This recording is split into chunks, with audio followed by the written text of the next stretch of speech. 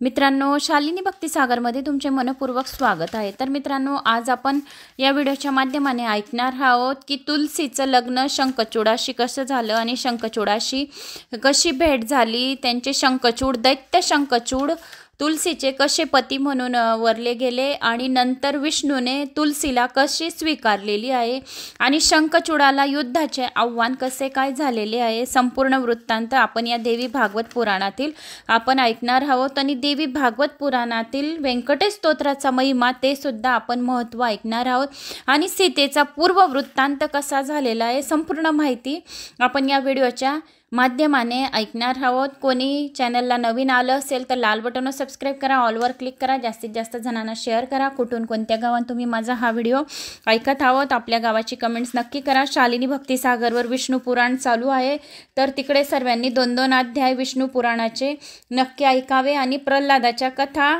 एकादशीच्या दिवशी येणार आहे, तर तुम्ही तिकडे शालिनी भक्तिसागर कथा या चॅनलला सबस्क्राइब करून घ्यावे, या चॅनलला भी सबस्क्राइब करावे। बऱ्याच काही तुमच्या गावाच्या कमेंट्स आल्या आणि अशाच पण कमेंट्स आल्या, धन्यवाद, थँक्स अशा कमेंट्स करण्यासाठी, माझा आत्मविश्वास वाढवण्यासाठी। तर आता आपण देवी भागवत पुराणाला सुरुवात करूया। बाकी जणांच्या कमेंट्स आल्या होत्या की ताई दत्तात्रय पुराण पण चालू ठेवा, कोणी म्हणतं रोज व्यंकटेश स्तोत्र टाका, कोणी सांगतं विष्णू पुराण टाका, काही जण म्हणतात देवी भागवत पुराण टाका। तर संपूर्ण व्हिडिओ तुमच्यापर्यंत एक एक करून नक्की पोहोचतील, चिंता करू नका आणि माझा असाच आत्मविश्वास वाढवत राहा। श्री गणेशाय नमो नमः। देवी भागवत पुराणातील भाग सीतेचा पूर्व वृत्तांत कसा होता। नारायणाचे कथन पुढे चालूच झाले। देवर्षी नारद, धर्मध्वज व कुशध्वज या दोघांनी उग्र तपश्चर्या केल्यामुळे लक्ष्मीने प्रसन्न होऊन त्यांना वर दिला। परिणामी ते पृथ्वीपती झाले, त्यांना पुत्र सुद्धा झाला। मालावती ही कुशाध्वजाची पत्नी होती, तिला पुढे एक मुलगी झाली, ती लक्ष्मीच्या अंशापासून जन्मली होती आणि म्हणून उपजातच ती ज्ञान संपन्न होती। त्या कारणाने जन्मताच तिने सुस्पष्ट स्वरातच वेद म्हटले, त्यामुळे ज्ञानी लोकांनी वेदवती असे नाव तिला दिले। जन्मल्यानंतर स्नान घातले तेव्हा ती तपश्चर्या करण्यासाठी वनात जाण्यास सिद्ध झाली। त्यावेळी सर्वांनी तिला परावृत्त करण्याचा आटोकाट प्रयत्न केला, पण कोणाचेही न ऐकता ती निघून गेली। पुष्कर नावाच्या क्षेत्रस्थानी जाऊन तिने 1 मन्वंतरा एवढा दीर्घ काळ कठोर तपश्चर्या केली, पण तपामुळे क्षीण होण्याऐवजी निसर्ग क्रमानुसार तिने तारुण्यात पदार्पण केले। एके दिवशी आकाशवाणी तिला म्हणाली की पुढच्या जन्मी तिला श्रीहरी पती रूपाने लाभेल। असे ऐकल्यावर तिला मोठा आनंद झाला व ती दुप्पट उत्साहाने गंधमादन पर्वतावर एकांत स्थानी तप करू लागली। काही काळानंतर एके दिवशी गर्विष्ठ रावण फिरत तेथे आला। तिनेही अतिथी देवो भव अशा भावनेने त्याचे आदर सत्कार केले, त्याला अर्घ्य दिले, पाद्य देऊन फळेही दिली। तो दुरात्मा तिच्याजवळ बसला आणि तिचे नाव इतर वृत्तांत विचारू लागला।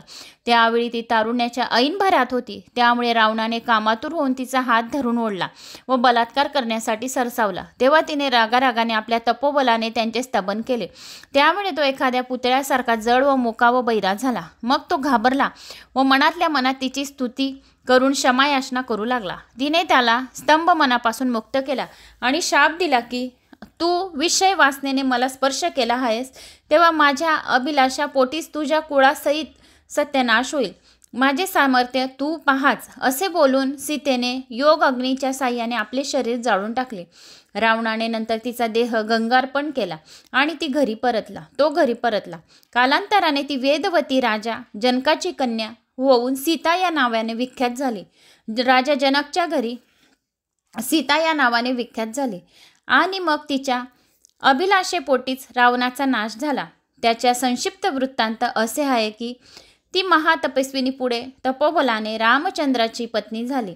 रामाच्या सहवासात ती सुखाच्या अत्युच्च शिखरावर होती, तिच्या तपश्चर्याच्या सर्व कष्टाचे सार्थक झाले। अशा तऱ्हेने ती आनंदात काळ व्यतीत करीत होती, परंतु बलवान काळाची गती अनिवार्य आहे। पित्याचे वचन सत्य व्हावे या हेतूने रामाला वनवास स्वीकारावा लागला। लक्ष्मण व सीतेसह प्रभू राम सागर किनारी असताना एके दिवशी एक ब्राह्मण त्याला भेटण्यासाठी आला। खरा तो ब्राह्मण रूपातला अग्नी होता। रामाचे दुःख पाहून त्यालाही वाईट वाटले।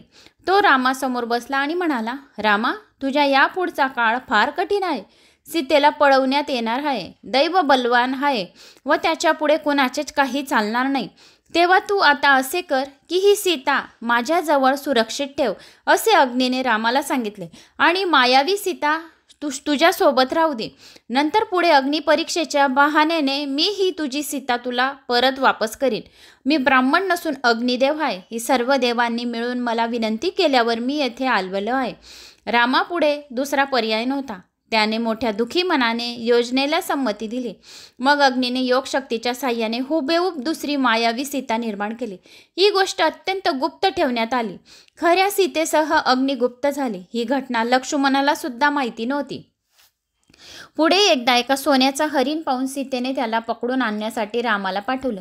त्यावेळी सीतेच्या रक्षणासाठी लक्ष्मणाला मागे ठेवून श्रीराम हरणाच्या मागे धावत गेला आणि शेवटी त्याने एका बाणाने त्याचा वेध घेतला. मरतेवेळी त्या मायावी हरणाने लक्ष्मणा धाव, लक्ष्मणा धाव असे ओरडून प्राण सोडला. रामाकडे एकटक पाहत तो मृत्यूनंतर दिव्य देह धारण करून स्वर्गीय विमानात बसला आणि वैकुंठात गेला. तो खरा पूर्वीचा वैकुंठातला विष्णूच्या दोन्ही द्वारपालाचा सेवक होता. पुन्हा तो आपल्या मूळ स्थानी सेवेत रजू लागला. तिकडे सीतेने हाक ऐकली आणि भयभीत होऊन लक्ष्मणाला रामाच्या सामर्थ्याने पाठवले. लक्ष्मण बाहेर पडताच क्रूर कर्मा रावण आश्रमात आला आणि बळजबरीने सीताला उचलून लंकेत घेऊन गेला. लक्ष्मण सीताला आश्रमात एकटी सोडून रामाच्या सामर्थ्यात वनात गेले. तो एकटा आलेला पाहून सीता आश्रमात एकटीच आहे हे समजताच राम घाबरला व घाईघाईने परतला. तेव्हा सीता दिसली नाही. तेव्हा तो शुद्ध हरपून जमिनीवर कोसळला. भानावर आल्यानंतर तो आक्रोश करीत सैरावैरा फिरू लागला.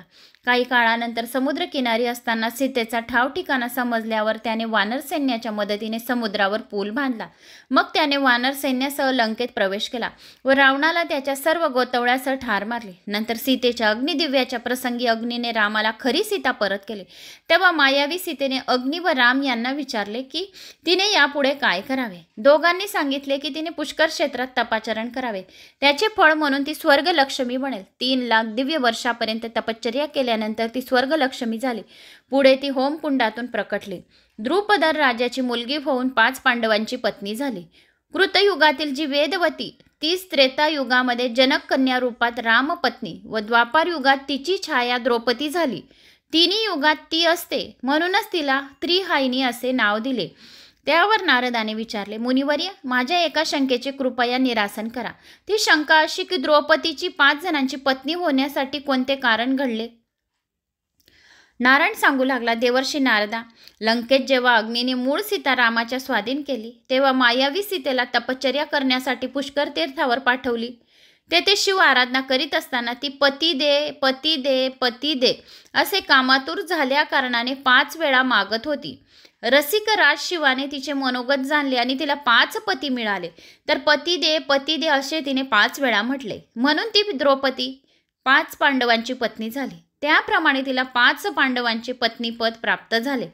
एकच वेळा तिने पती दे असं म्हणायला पाहिजे होतं, म्हणजे एक वर एक पती धारण झालेली असते. तिने 5 वेळा पती दे पुष्कर तीर्थावर ज्या वेळेस ती मायावी सीतेला पाठवलं गेले होते तर तेथे तिने तप करता करता कामातूर झाल्यामुळे तिने 5 वेळा पती दे अशी तिने शिवाला प्रार्थना केली. म्हणून ती 5 पांडवांची पत्नी द्रौपदी झाली. आता पुढचा वृत्तांत ऐका. लंकेतील युद्ध समाप्त झाले. विभीषणाला राज्याभिषेक करून राम सीतेसह अयोध्येत परतला. 11,000 वर्ष राज्य करून प्रजाजनासह वैकुंठी गेली. वेदवती सीता कमलेच्या देहात विलीन झाली. असे हे वेदवतीचे चरित्र श्रोतांना पापनाश करणारे आहे, पुण्यफळाची प्राप्ती करून देणारे आहे.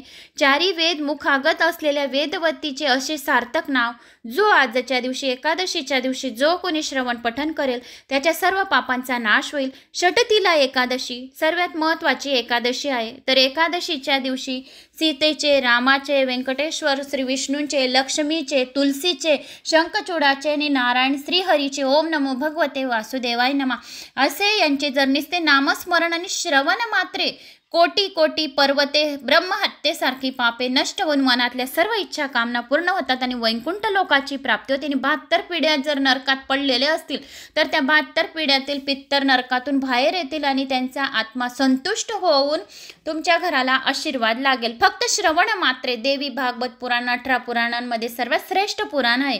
तर असे ह्या पुराणाच्या काही गोष्टी होत्या तर त्या तुम्हाला सांगितल्या. आता धर्मध्वजाची मुलगी जी तुलसी होती तर तुलसीची कहाणी ऐका. तुलसीची तपश्चर्या. नारायण सांगू लागले, वत्सा नारदा, माधवी ही धर्मध्वजाची पत्नी. गंधमादन पर्वतावर ते दोघी परस्पराशी संगमासुखात निमग्न झाली होते. चंदन उटी अंगाला लावून फुलांनी सजवलेल्या चंदनाच्या शेजेवर निजत असे. ती म्हणजे स्त्री जातीमधील एक रत्न होती. तिच्या अंगावर रत्नजडित अलंकार तर नेहमीच असत. ती स्वतः कामक्रीडा निपुण असून शिवाय तिचा पती सुद्धा तोडीस तोड असा होता. दोघंही संभोगात विलक्षण होते. कुशल हौशी असल्यामुळे नित्य नव्या नव्या प्रकारांनी ते संभोग करीत आणि रतिक्रीडा करीत असे. अशाच तऱ्हेने देवांची 100 वर्ष एवढा प्रदीर्घ काळ लोटला गेला. शेवटी राजा अगदी तृप्त झाला होता संभोग करून. पण माधवी मात्र अतृप्त होती. पण ती गर्भवती झाली. दिवसेंदिवस ती कांतिमान होत चालली होती. 100 वर्षापर्यंत तो गर्भ वाढत होता. मग एका शुभ समयी शुभ लग्नावर, शुभ ग्रह योगावर, शुभ नवाशांतर, शुभ ग्रहासह लग्नेश असताना पद्यादेवीच्या अंशाने सुंदर अशी मुलगी जन्माला आली. तो दिवस होता कार्तिक महिन्यातील पौर्णिमेचा. शरद ऋतूतील चंद्रासारखा गोल चेहरा, कमळाच्या पाकळीसारखे डोळे, पिकलेल्या तोंडल्याप्रमाणे लाल चुटूक होठ, अशी ती मुलगी न रडता हसणाऱ्या चेहऱ्याने टुकूटुकू सर्व पाहत होती. तिच्या हातपायाचे तळवे तांबूस गुलाबी होते. बेंबी खोल असून ओटापोटावर 3 वड्या होत्या. नितंब गोल व ती श्यामा असल्यामुळे तिचे शरीर उन्हाळ्यात शीतल तर हिवाळ्यात उबदार असे होते. तिचे केस वडांच्या पारंब्यासारखे लांब सडक होते. कांती सोन्या चाप्यासारखी असून ती फार आकर्षित होती. तिचे नाव तुलसी असे ठेवले होते. ती वयाच्या मानाने फार समजूतदार होती. त्यामुळे बालपणीच कुणाचेही न ऐकता ती बद्रिका अरण्यात तपस्येसाठी निघून गेली. तेथे तिने 1 लाख दिव्य वर्षापर्यंत तुलसीने तपश्चर्या केली बद्रिका आश्रमामध्ये. नारायण हाच पती मिळावा असा तिचा दृढ निश्चय होता. रखरखत्या ग्रीष्म ऋतात पंचअग्नीसारख्या कडाक्याच्या थंडीत गार पाण्यात असून मुसळधार पावसात तिने हुगड्या जागी बसून 20,000 वर्ष फळे खाऊन पिऊन 30,000 वर्षापर्यंत तिने झाडपाल्यावर काढली आणि 40,000 वर्ष निराहार राहिली. शेवटी 10,000 वर्ष एका पायावर उभी राहिली आणि तुलसीला वर देण्याकरता चतुर्वेद ब्रह्मादेव हंसावर आरूढ होऊन आले आणि तुलसीला म्हणाले, हे देवी तुलसी, तुला कोणती इच्छा आहे ती सांग. तुला हरिभक्त, हरिदास्य, चिरतारुण्य, अमरत्व जे काही असेल तर ते निसंकोच माग, मी तुला सर्व काही देईन, असे ब्रह्मदेवाने तुलसीला सांगितले. तुलसी म्हणाली, पितामह, माझी इच्छा आहे ते मी सांगते. तुम्ही सर्वांच्या मनातील गोष्ट जाणता, मग संकोच कशासाठी? प्रभू, मी तुलसी नावाची गोपी आहे. पूर्वी मी गोलोकातील रहिवासी आहे. तेव्हा मी कृष्णाची प्रिया राधेची दासी, तिच्या देहापासून जन्मलेली आहे. राधेच्या देहापासून माझा जन्म झालेला आहे. तिच्या सर्व मैत्रिणींची आवडती होती.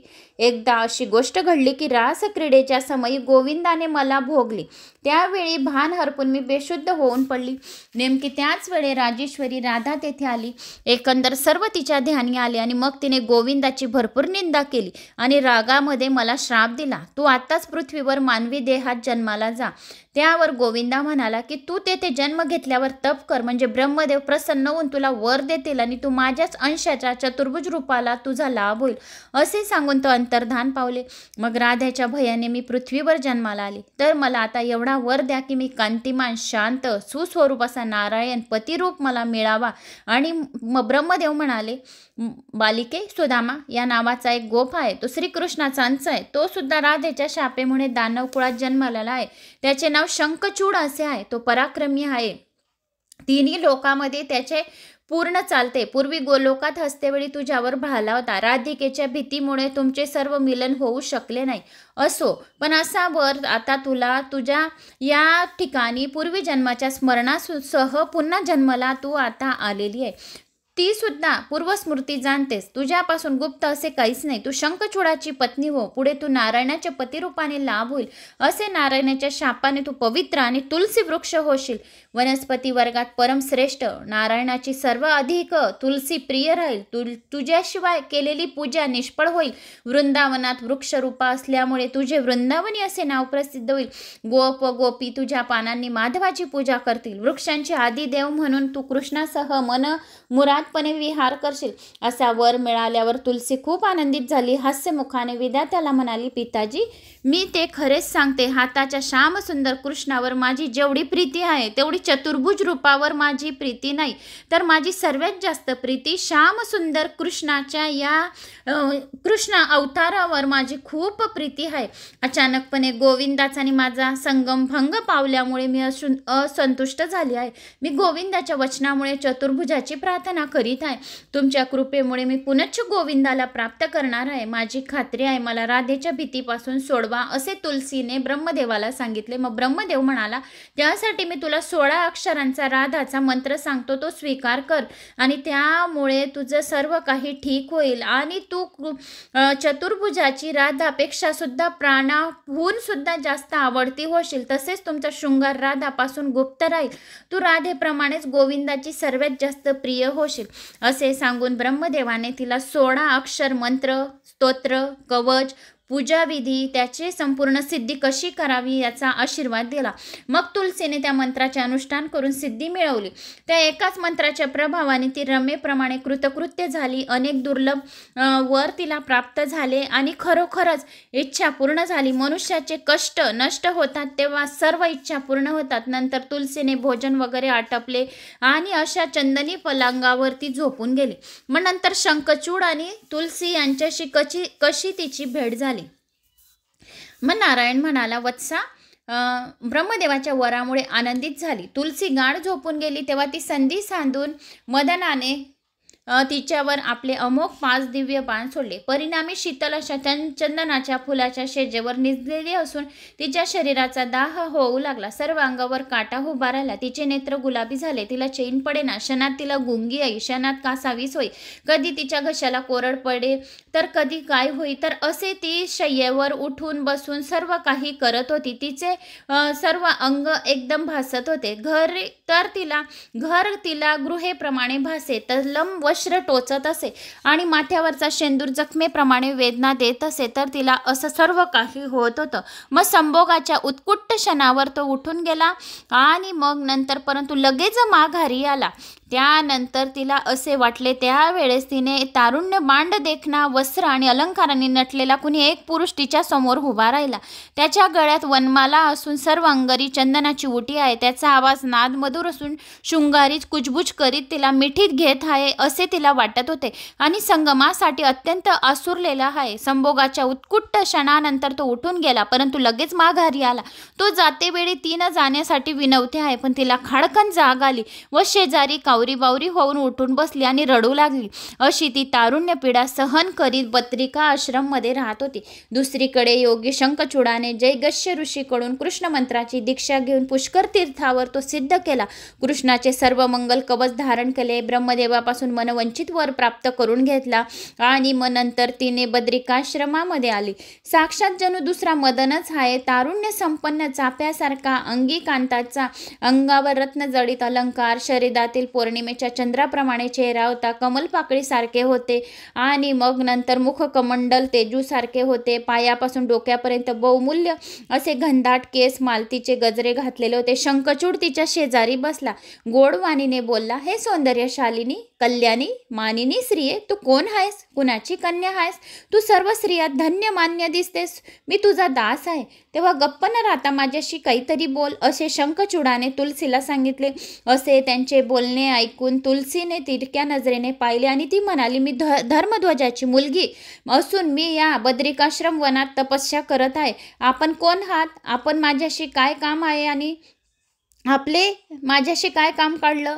आपण कृपया आपल्या मार्गाने जा. शास्त्रवचन असे सांगते की कुलीन आणि सभ्य लोक एकांतात असलेल्या कुलीन स्त्रीशी संभाषण सुद्धा करीत नाही. अहो, आदी स्त्रिया या कामानुधाक आणि सौंदर्यवती असून पुरुषांना घातक असतात. विषाने भरलेले अमृत कुंभाप्रमाणे वरवर गोडगोड बोलणारे असुर, त्यांच्या अंतरी मात्र विष असते. हृदय कट्यासारखे तीक्ष्ण व मुखात मात्र मधाळ बोलणे असते. त्या नेहमी स्वार्थ साधण्यात तत्पर असतात. आपल्या मतलबापुरता पतीबरोबर एकनिष्ठ पण ऐरवी मात्र स्वरोच्चारणी अशा असतात. अंतर्यामी, मलिन पण चेहरा मात्र आकर्षित असतो. श्रुतीसारखे व पुराणे यांनी ज्यांनी दोषाचे आगर असे म्हटले आहे त्याच्यावर माझ्यावर कोणता शहाणा माणूस विश्वास ठेवील बरं? तर असे तुलसीने त्या शंखचूडाला सांगितले आणि दोघांची अशी भेट झाली. मग अशा स्त्रिया शत्रू मित्रू असं की कोणी नसतो, त्यांना रोज नवा सोंगडी हवा असतो. धनवंत पुरुष पाहिला की त्याला जाळ्यात खेचतात. असा पुरुष जर राहिला तर पुरुषाबरोबर निर्लज्जपणा जर करेल, पण चार लोकात मात्र विनयाचा संकोचाचा देखावा करतील. जो संभोगामध्ये चतुर व रसिक असतो त्यांना प्रणयपालकडे प्रिय असतो आणि दुर्दैवाने जर तो अरसिक निघाला तर मात्र स्त्रिया त्याला शत्रूप्रमाणे समजून सदा त्याच्याशी भांडण उरकून काढतात. फार काय सांगू, पण सर्प जसा उंदराला मारतो तशा त्या पुरुषांच्या घास घेण्यास कमी करत नाही. अशा स्त्रिया मूर्तिमंत धाडस दोषाची खाण आहे. ब्रह्मा विष्णू महेश यांना त्या भुलवतात. एवढेच नव्हे, त्यांना सुद्धा अशा मोहिनी सारख्या स्त्रियांचा थांग लागत नाही. अशा स्त्रिया खरोखर तपस्व्या करता विघ्न स्वरूप असतात. मोक्षार्थीसाठी लोकांसाठी अडथळा असतो. हरिभक्तीचा त्यांचा कधीच संबंध येत नाही. संसार रूपी केदखानेला त्या बेड्याच आहेत. मग त्यांचे सर्वांना भुरळ पाडते. अशा स्त्रिया या नरक वाटेला जातात. म्हणून काही स्त्रिया पुरुषांना फसवतात तर त्या काही चांगले काम करत नाही. असे तुलसीने शंखचूडाला सांगितले. तर तू तुझा पाय चालता होऊन बाहेर जा. तुला काय काम आहे काय नाही ते सांग. मी एकटी आहे, तर तुला काय बोलायचंय ते सांग आणि जा तुझ्या चालता हो, असं तुलसीने शंखचूडाला सांगितले. एवढे बोलल्यावर तुलसी अगदी गप्प बसली. काही क्षण गेल्यानंतर शंखचूडाने हसत बोलण्यास सुरुवात केली. तो म्हणाला, देवी, तुझे सांगणे जे जे सांगितले ते सर्व तर खोटे नाही, खरे सुद्धा आहे. पण खऱ्या खोट्यांची मिश्रण करणे हे मी ऐकतो आणि सांगतो तुला की खरे खोट्याचे मिश्रण काय आहे. विद्याताने मोहक अशी स्त्री जात निर्माण केली. ती दोन प्रकारात स्त्री निर्माण केलेली आहे. त्यातील एक प्रकार हा आहे की प्रशंसनीय आहे आणि दुसरा अप्रशंसनीय स्थिर आहे. तर लक्ष्मी, सरस्वती, दुर्गा, सावित्री, राधा या 5 जणी सृष्टीचे 5 मूळ कारण असल्यामुळे सृष्टीच्या अगोदर पासून अस्तित्वात आहे. ज्या ज्या रमणी त्यांच्या अंशापासून जन्मबंधात त्या कीर्तिमालिनी, कल्याणकारिणी, प्रशंसनीय आहेत. त्यातील शतरूपा, देवहूती, स्वदा अशा कुबेर पत्नी, गंगा, यमुना ज्या काही आहेत, तर पुष्टी, तुष्टी, स्मृती, मेघा, कालिका, वसुंधरा, मंगलचंडी, मूर्ती, श्रद्धा, शांती, कांती, भूक, तहान, संध्या, दिवस, रात्र, संपत्ती, धृतकीर्ती, क्रिया, शोभमया, शिव आदी करून स्त्रिया या सर्वत्र युगांमध्ये सर्वात श्रेष्ठ स्त्रिया आहेत. ह्या ज्या स्त्रिया आहेत तर या सर्वात श्रेष्ठ आहेत. स्वर्गातल्या वेश्या, वारगांना यांना स्त्रियाच आहेत. तर असे त्यांचे दोघांचे संभाषण चालू होते. मग त्यांनी सांगितले की देव ज्याला पाहताच भीतीने पळ काढतात तो शंखचूड मीच आहे. पूर्वी श्री हरीचा प्रिय असा मित्र होता. माझे नाव सुदामा, पण राधिकेच्या शापाने मी दानव कुळामध्ये जन्म घेतलेला आहे. श्रीकृष्ण देवतेचा निकटवर्त मुख्य गोप असून सध्या दानवधिपती आहे. श्रीकृष्णाच्या अनुग्रहामुळे व मंत्रप्रभावामुळे मला पूर्वजन्माचे स्मरण आहे.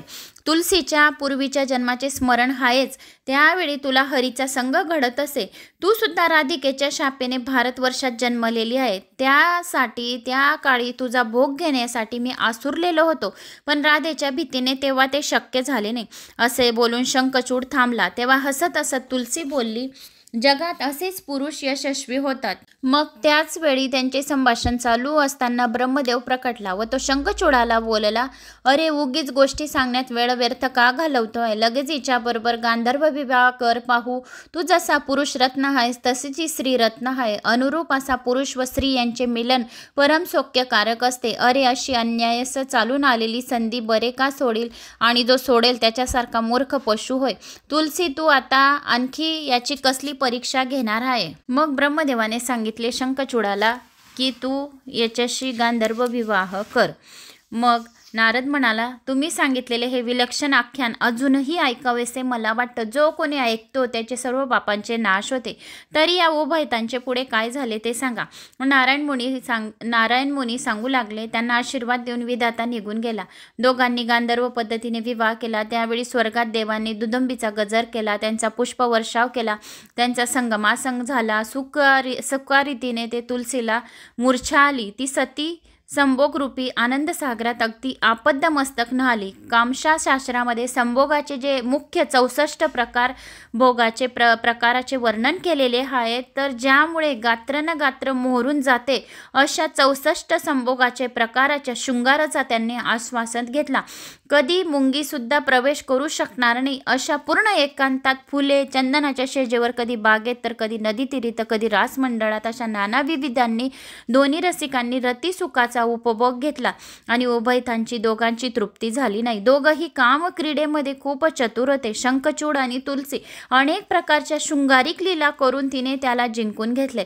शृंगार चतुर शंखचूडानेही तिला तसाच प्रतिसाद दिला. एकमेकांच्या धसमुसळ्या अलिंगनामुळे चंदनाची उटी, कपाळीचा शेंदूर विस्कटून गेला.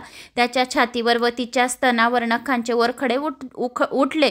तिने त्यांच्या पाठीवर कांकणे घासली व उलट त्याने तिचे होठ हळूवारणे चावले.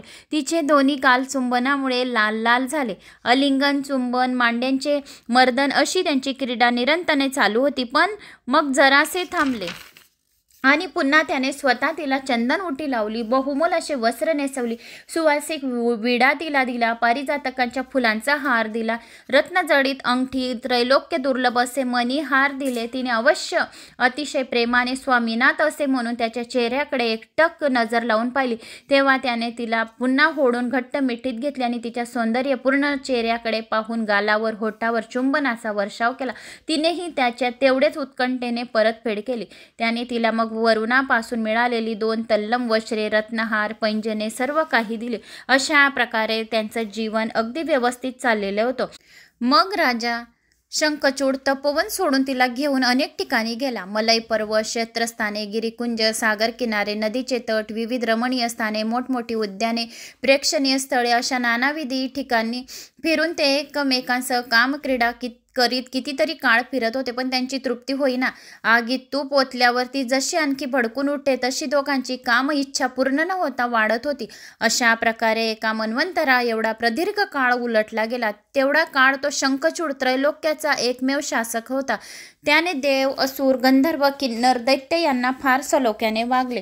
मग पण अधिकार नष्ट झाल्यामुळे देव मात्र भिक्षुकाप्रमाणे फिरू लागले. शेवटी ते सर्वजण ब्रह्मापाशी गेले व आपल्या दुःखाचे घराणे त्यांच्या पुढे सांगून रडू लागले. तेव्हा त्यांना घेऊन प्रजापती कैलासावर व त्याने सर्व परिस्थितीचा महादेवाच्या कानावर घातले.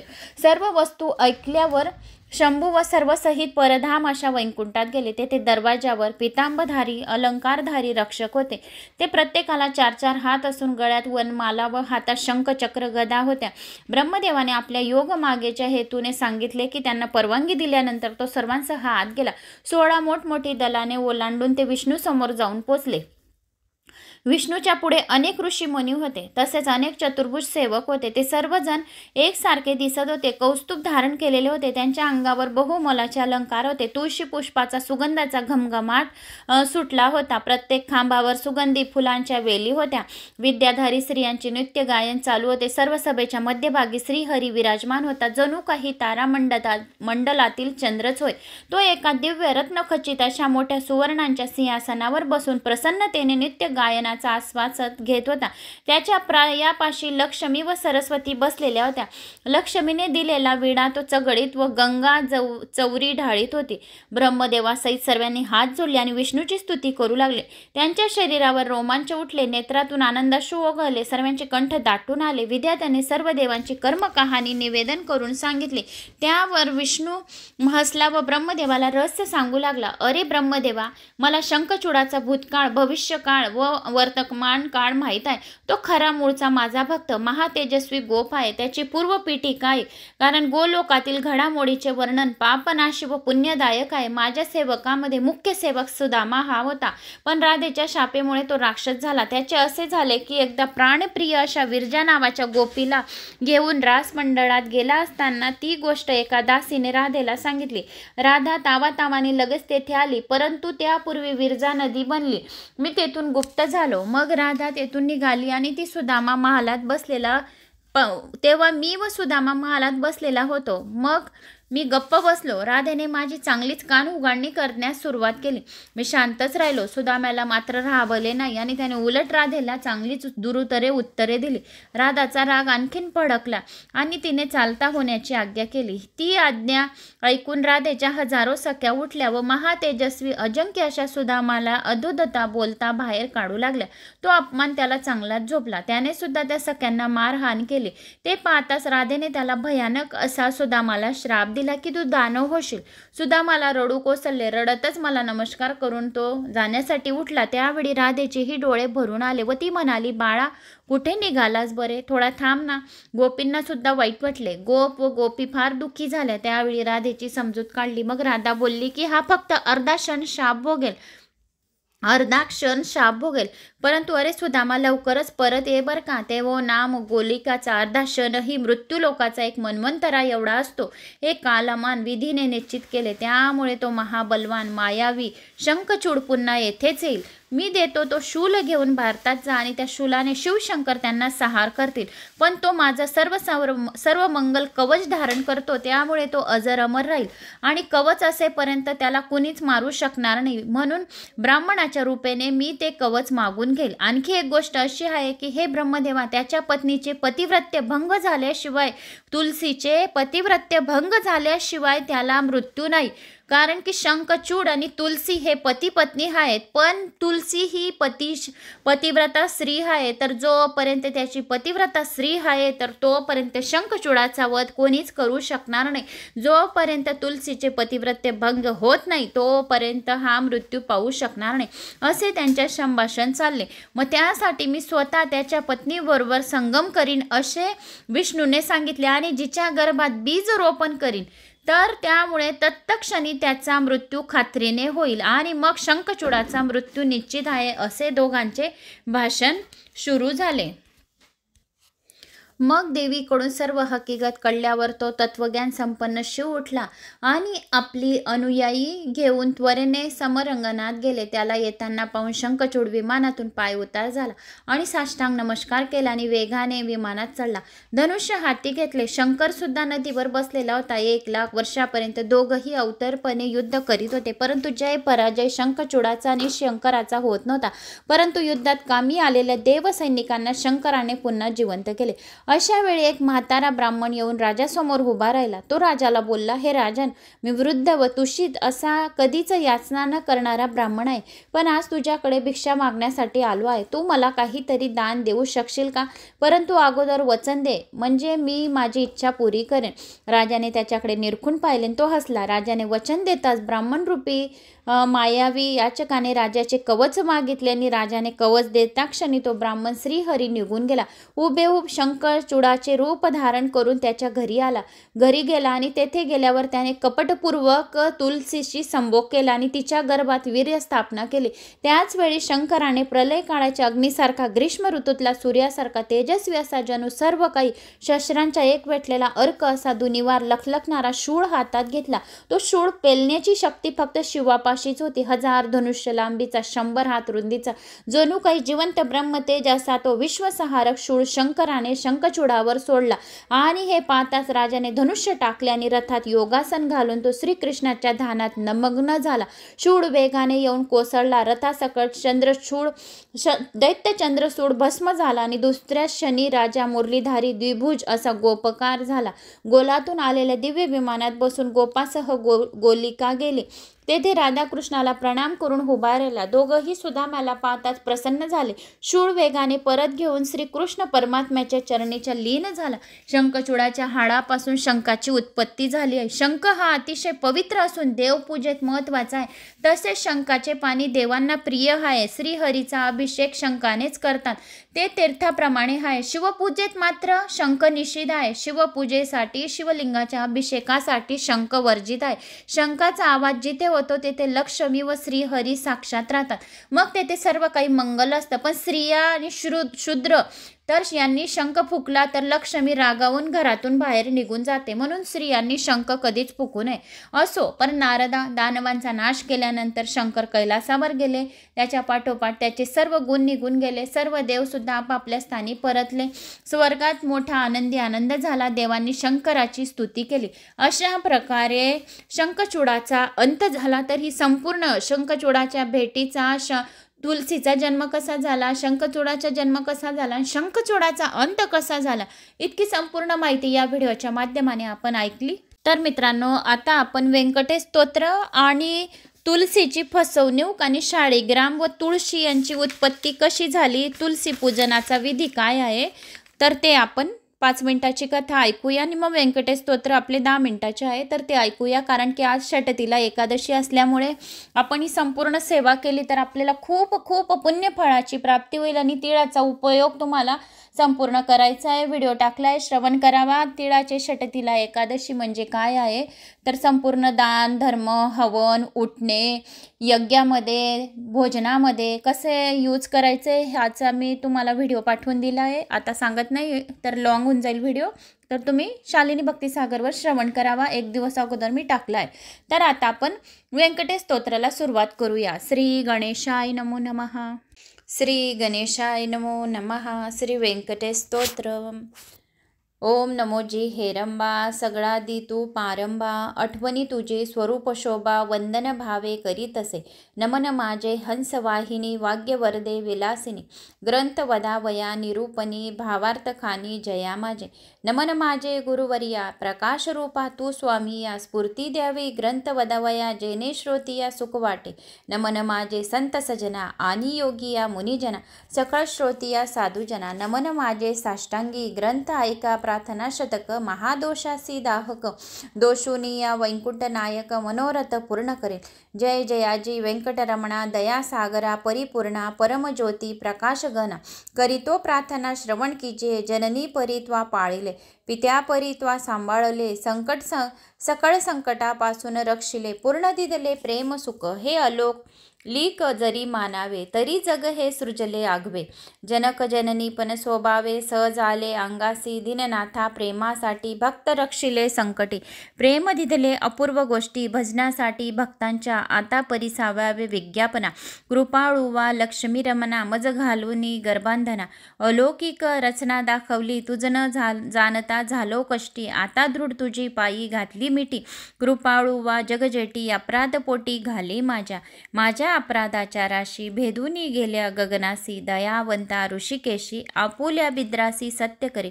पुत्राचे सहस्र अपराध, माता काय मानी तयाचा खेद.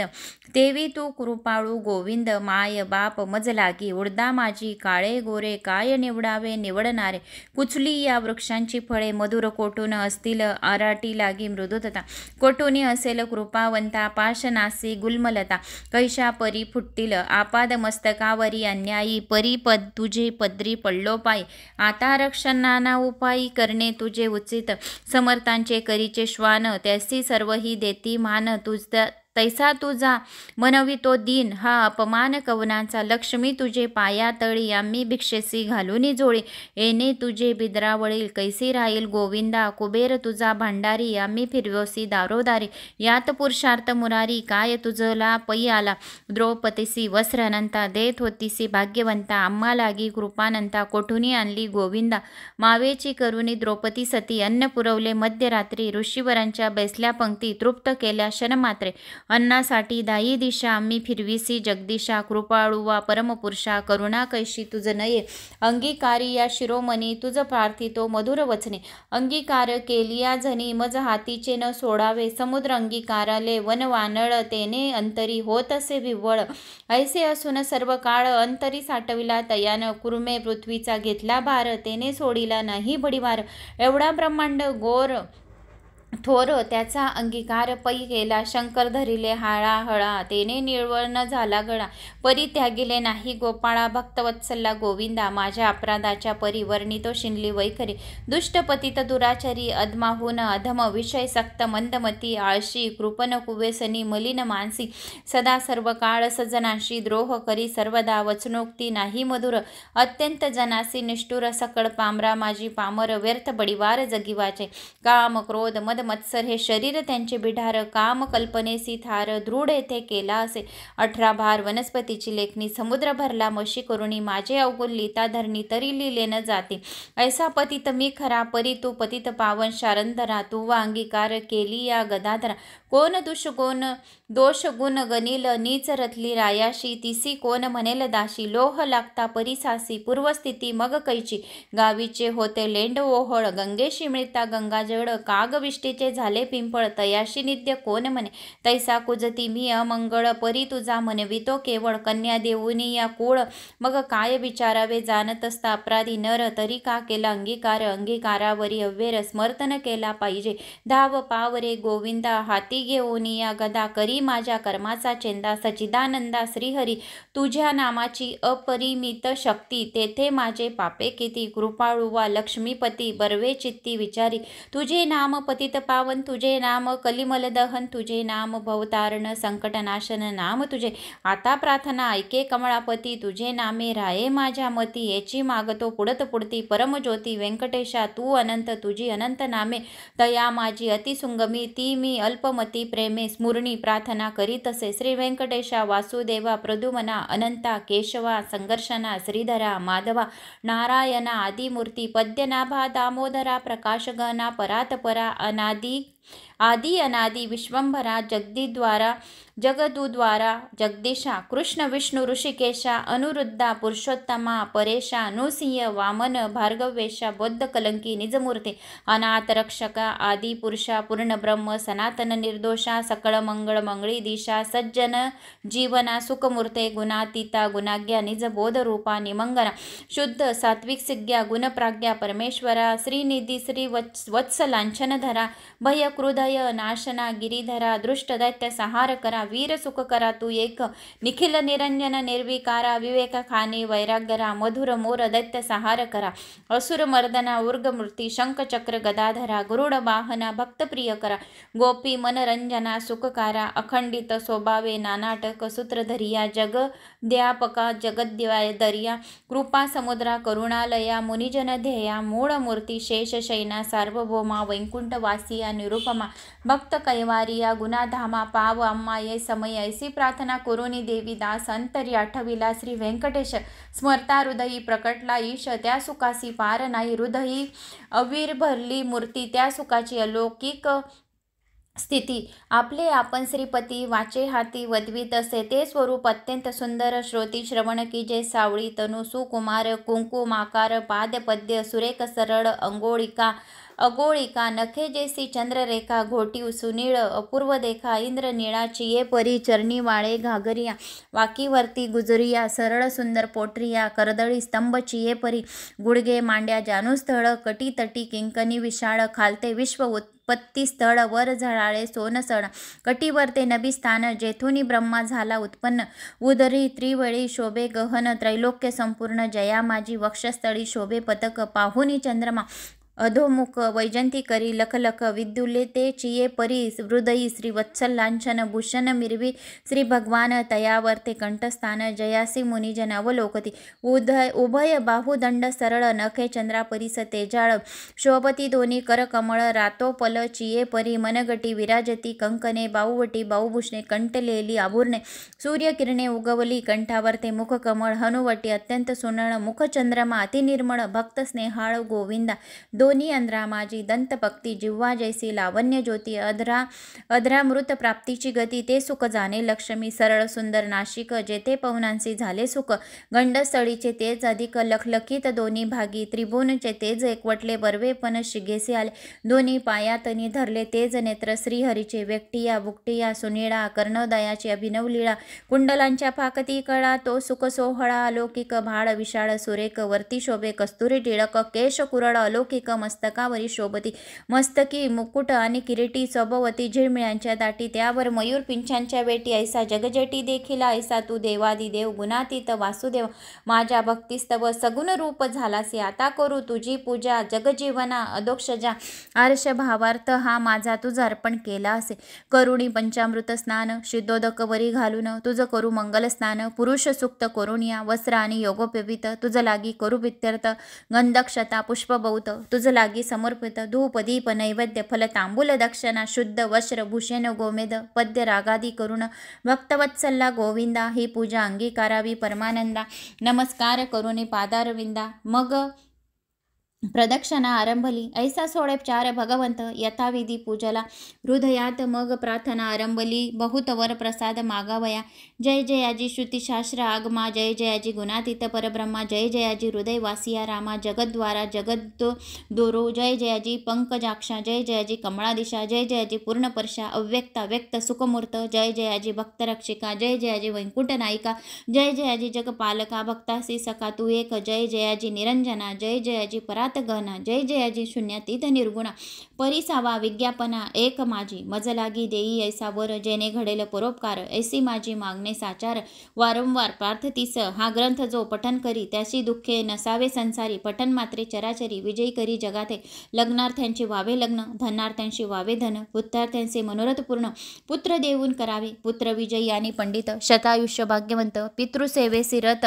जायची चित्त सर्व काळ, उदार आणि सर्वेज्ञ, पुत्र देई भक्ता लागून, व्याधिष्टांची पीडा हरण, तत्काळ के जे गोविंदा, क्षय अपस्मार कुष्ठादी रोग, ग्रंथ पठने सरावे, योग अभ्यासियासी योग, पठन मात्रे साधावे, दरिद्र भावा भाग्यवंत, शत्रूचा भावा निपात, सभाभावी वश समस्त, ग्रंथ पठन करूया पठने करुणिया, विद्यार्थ्यांशी विद्याभावी, युद्धशस्त्रन लागावी, साधू युद्धशस्त्रेनं लागावी, पठन जगात कीर्ती व्हावी, साधू साधू म्हणून या, अंत व्हावे मोक्ष साधन, ऐशे प्रार्थनाचे दिजे मन, एवढे मागते वरदान, कृपाने दे गोविंदा, प्रसन्न झाला व्यंकटरमण, देवदासासी दिदले वरदान, ग्रंथाक्षरी माझे वचन, यथार्थ जाण निश्चयसी, ग्रंथ धरुणी विश्वास, पठन करील रात्रंदिवस, त्या लागी मी जगदीश, शन एक न विसंबे, इच्छा धरुण करील पठन, त्याचे सांगतो मी प्रमाण, सर्व कामनाशी साधन, पठन एक मंडळ, पुत्यार्थ्यांना 3 मास, धनार्थ्यांना 21 दिवस, कन्नार्थ्यांना षण्मास, ग्रंथ आदरे वाचावे, क्षय अपस्मार कुष्ठादी रोग इत्यादी साधने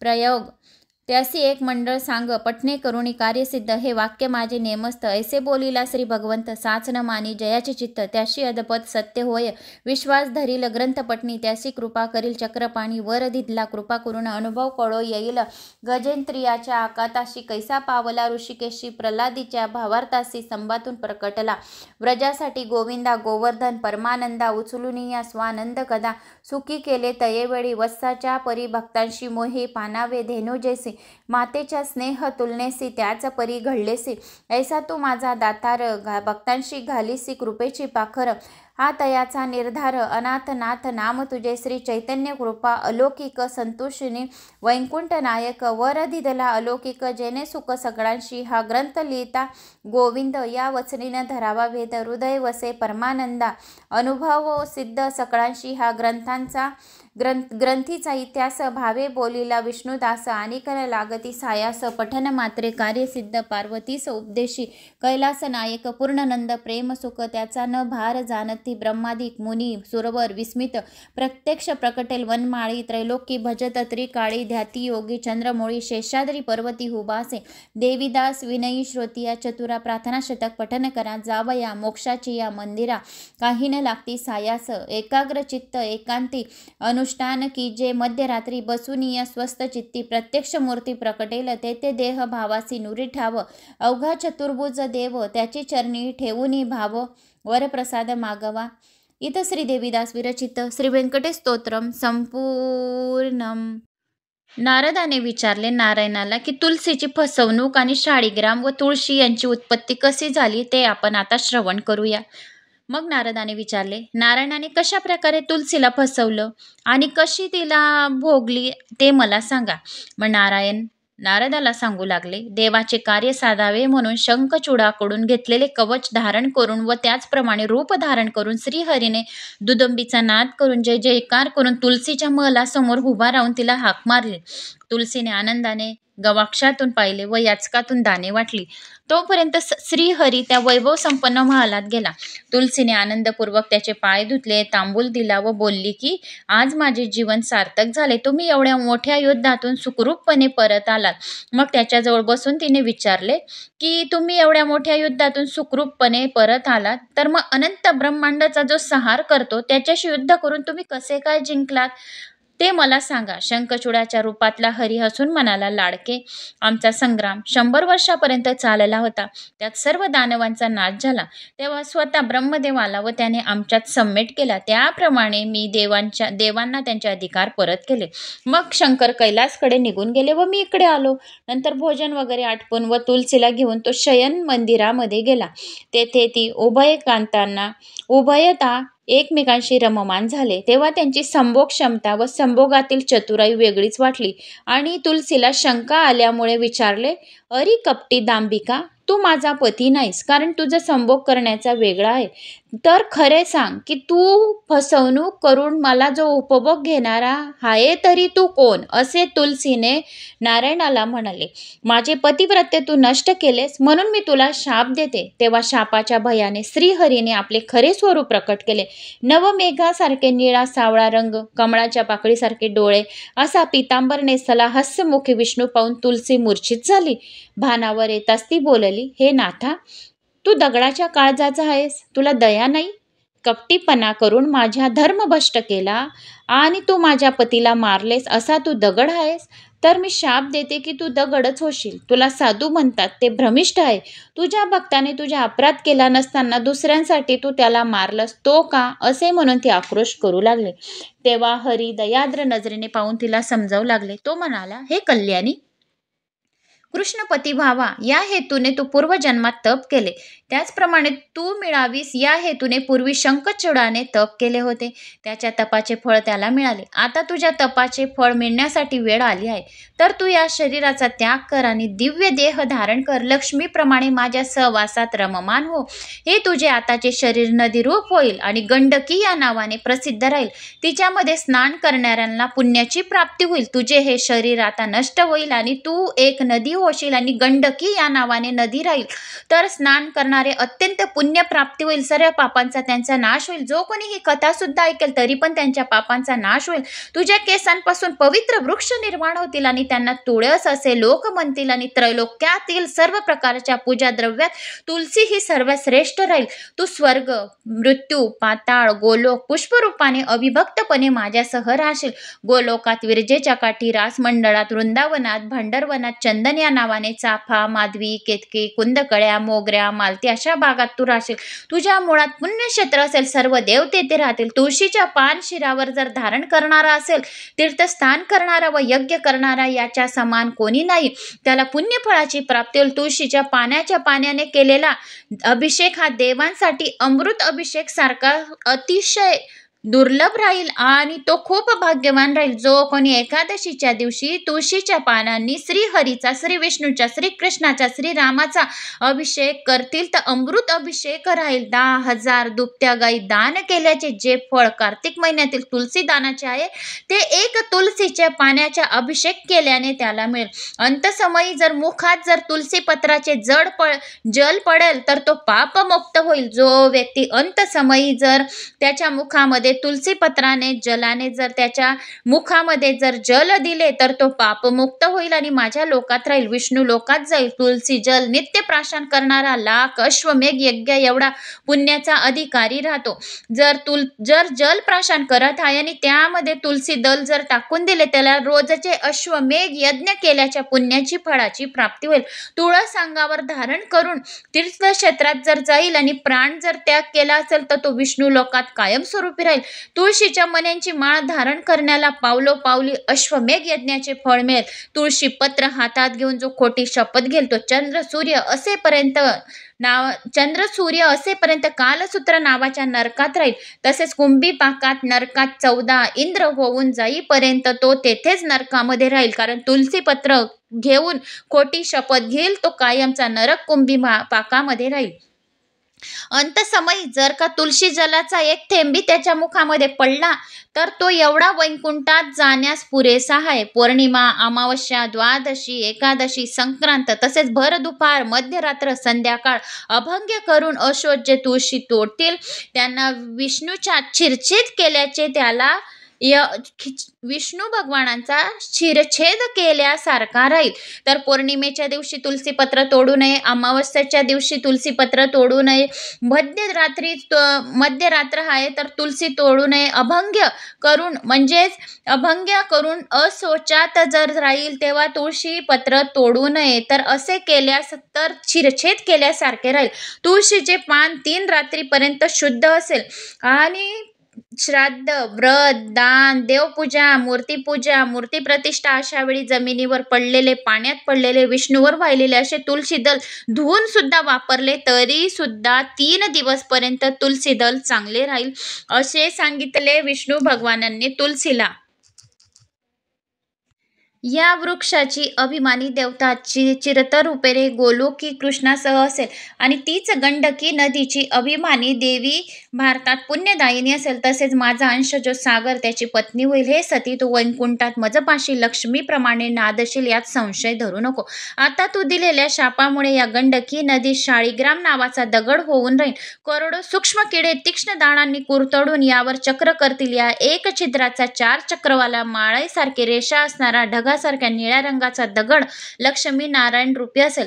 एक द्वारला 4 चक्राचा निळा सावळा पण माळेसारखी रेषा नसलेला तर तो लक्ष्मी जनार्दन जाणावा. 2 द्वारे चक्र गोपद असलेला वनमाला जाणावे. मध्यम 7 चक्राचा छत्रभूषण व राजवैभव देणारा राजराजेश्वर जाणावा. मग नंतर अतिविस्तृत मोठमोठी 2 चक्रे असणारा असेल तर विरुक्ती नरसिंह समजावा. मग प्रद्युम्न हा छोटे चक्र असणारा निळ्या रंगाचा असून मुखाजवळ सूक्ष्म असे छिद्र असते. 2 जोड चक्रे असले तर प्रापंचिकासाठी सुखदायक संघर्षण म्हणावा. गोल वाटोळ पिवळसर असतो तो अनुरुद्ध असून संसारी लोकांनी भजनासाठी उत्तम करावा. ज्या घरी शाळीग्राम शिला असेल तेथे श्री हरी लक्ष्मी कायमस्वरूपी वास्त करतील. कोणतेच पाप असे नाही की जे शाळीग्रामाच्या पूजनेने नष्ट होत नाही. तर जो कोणी शालिग्रामची पूजा करतो त्याची सर्व प्रकारची पापे नष्ट होतात. छत्राच्या आकाराचा राज्यदायक गोलाकार महालक्ष्मी देणारा, रथाच्या आकाराचा दुःखदायक सोळ्यासारखे टोक असणारा मरणदायक असतो. विकृत मुखी दारिद्र्यदायक पिंगट रंगाचा नुकसानकारक असतो. भंगलेल्या चक्राचा रोग उत्पन्न करणारा तुटका फुटका मरण देणारा असतो.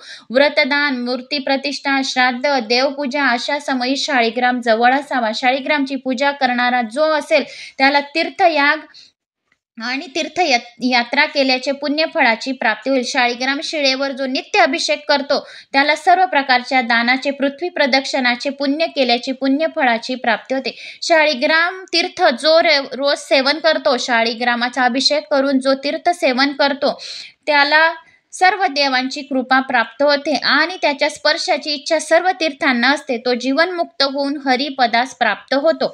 असे तो हरीचा सेवक असंख्य कल्पात होईपर्यंत राहतो. गरुडाला पाहतात जसे सर्प पडतात तसे शालिग्रामाचे दर्शन केल्याने सर्व पापे जळून पडतात. त्यांच्या पितरांचा उद्धार होतो. त्याच्या चरणस्पर्शाने धरणी धन्य होते. मरताना जर शाळीग्राम तीर्थाचे जल तोंडात पडले तर तो निष्पाप होऊन विष्णू लोकामध्ये जातो. त्याचे कर्मभोग नष्ट होतात आणि निर्वाण मुक्ती मिळते. विष्णुपदी राहतो. शाळीग्राम धारण करणारा जर खोटा बोलेल तो कल्पांपर्यंत कुंभी पाकामध्ये नरकात पडलेला राहील. जो वचनभंग करेल अस्सी पत्र नरकात लक्ष मन्वंतरीपर्यंत शाळीग्रामाची तुळशी पत्र जो काढून टाकेल त्याला श्रीविरहाचे दुःख जन्मोजन्मी भोगावे लागेल.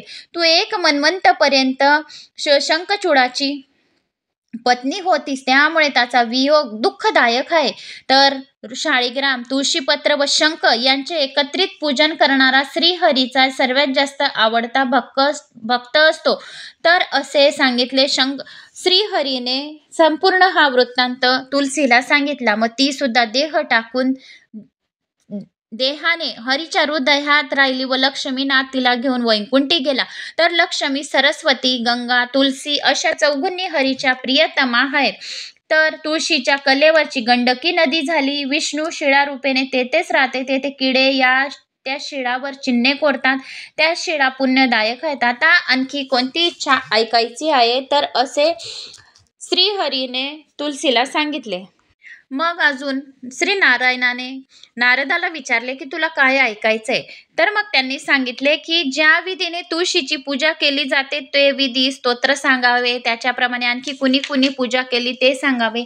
मग नारायण सांगू लागले की हरीने तुळशीची पूजा केली व तिला लक्ष्मीच्या बरोबरीचा मान दिला. मग गंगा लक्ष्मी यांनी सवतींचे आनंदाने स्वागत केले, पण सरस्वतीला राग आला. तिने श्रीहरी पाहत असताना तिला मारहाण केली. अपमानाने ते लाजून तुलसी एकदम अंतर्धान पावली. ती सिद्धेश्वर योगिनी गुप्त झाली. ते हरीला सुद्धा कळेना. मग त्यांनी सरस्वतीची समजूत काढली आणि तिचा निरोप घेत तुलसी वनात गेले. तेथे त्याने स्नान केले, ध्यानासहित पूजा केली, भक्तिपूर्वक तिचे स्तोत्र गायले. पूजेच्या वेळी जो कोणी ओम नमो भगवते वासुदेवाय नमा असा मंत्र, श्री बीज मंत्र जो कोणी म्हणेल, भुवनेश्वरी बीज मंत्र, कामबीज, वाघबीज, चतुर्बीज, विभुक्ती, वृंदावनी आणि अग्निपत्नी अर्थात ओम ह्रीम क्लीम एम वृंदावने स्वाहा या मंत्राचा जो कोणी जप करेल या श्रवण करेल त्याच्यावर विष्णूंची कृपा प्राप्त होईल.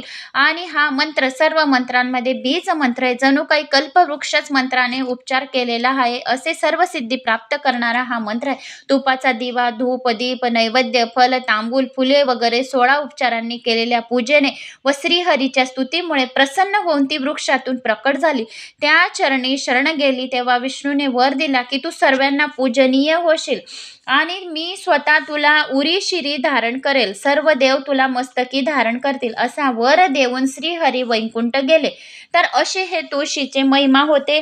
तर ते मी तुम्हाला सांगितले. सर्वांनी मस्तकावर धारण करावी. विश्व पवित्र करणारी, जीवनमुक्त असून हरिभक्तांना मुक्ती देणारी जी तुळस, तीच भक्ती करतो तर त्याचे कल्याणच होते. तर अशी ही तुळशीची सर्व पवित्र कथा होती. तर मी ती तुम्हाला सांगितली. तर मित्रांनो, मला अशी आशा आहे की तुम्हाला माझा हा व्हिडिओ आवडल्यास एक लाईक करा, चॅनलला सबस्क्राईब करा. कुठून कोणत्या गावात तुम्ही माझा हा व्हिडिओ ऐकत आहोत आपल्या गावाची कमेंट्स नक्की करा. माझा आत्मविश्वास नक्की वाढवा. शालिनी भक्तिसागरवर विष्णू पुराण आहे. तर आज एकादशी असल्यामुळे विष्णू पुराणाचे श्रवणाचा लाभ घ्यावा शालिनी भक्तिसागर कथा या चॅनलला.